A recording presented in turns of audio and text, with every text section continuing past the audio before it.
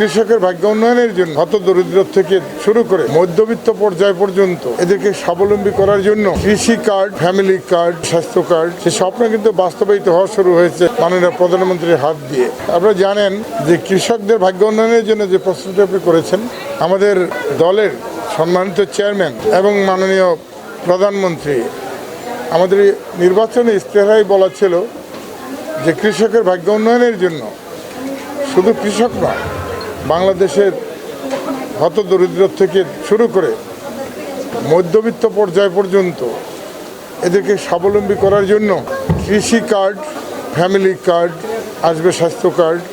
ইতিমধ্যেই এই কার্ডগুলোর দুইটা কিন্তু কার্যক্রম শুরু হয়ে গেছে, যেটা এর আগেও আপনারা ভাবতেন, বলতেন, আমাদের কিছু কিছু রাজনৈতিক প্রতিপক্ষের বন্ধুরা বলতেন যে এইগুলো সব পকেটে পড়ে থাকবে, বড় থাকবে। আপনারা শুনেছেন যেগুলো স্বপ্ন, সেই স্বপ্ন কিন্তু বাস্তবায়িত হওয়া শুরু হয়েছে আমাদের মাননীয় প্রধানমন্ত্রীর হাত দিয়ে।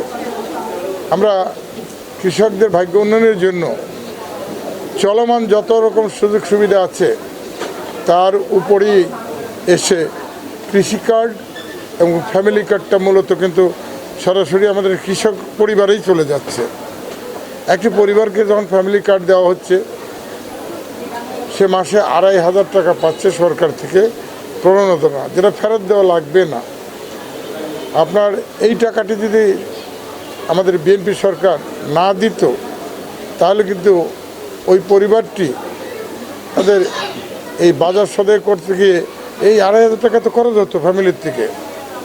আমরা ওই ফ্যামিলিটিকে স্বাবলম্বী করার জন্যই কিন্তু প্রতি মাসে ২৫০০ টাকা দিয়ে যাচ্ছি, যাতে এই টাকা একটা টাকা অন্তত তাদের সেভ হয়, সঞ্চয় হয়। এবং এটা যদি সঞ্চয় করে ৩ বছর হলে দেখেন আপনার ৯০,০০০, মোটামুটি ১ লাখ টাকা হয়ে যায়। একটা পরিবার কিন্তু ১ লাখ টাকা দিয়ে অনেক কিছু করতে পারে।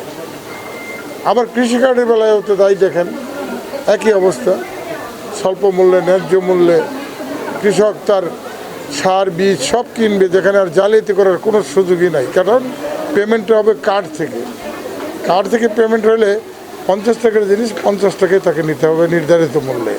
এখানে ৭০ টাকা নেওয়ার কোনো সুযোগ থাকবে না, কারণ তার নগদ টাকায় বেচাকেনার সুযোগটা নাই যার কাছে কৃষি কার্ড আছে। তো এইভাবেই আমরা শুরু করেছি, কৃষি প্রধান দেশ। আমরা একটা স্লোগান সবার আগে আমাদের আছে, যদি কৃষক স্বাবলম্বী হয় তাহলে আমার দেশ ভালো থাকবে এবং দেশ শক্তিশালী, সমৃদ্ধশালী হবে।